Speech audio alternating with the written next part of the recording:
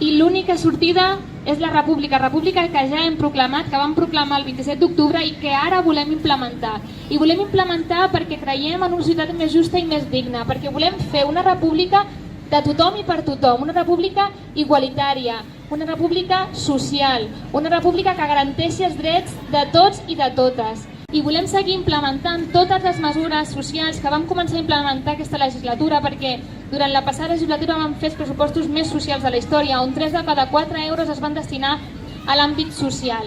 Volem seguir reforçant el sistema de salut, un sistema de salut públic. Volem una vida millor, volem viure en un país millor, perquè tenim els recursos per fer-ho, però clar, si ens marxen a Madrid i no ens tornen, si no s'inverteix en infraestructures com ens mereixem, no podem créixer, no podem seguir prosperant com a país. Aquestes eleccions hem de guanyar per seguir implementant la república, per seguir fent república. El partit que té més números per guanyar aquestes eleccions, el partit que pot ser l'únic capaç de frenar Ciutadans i que és el partit que veritablement li tenen por, doncs tingui el seu president a la presó.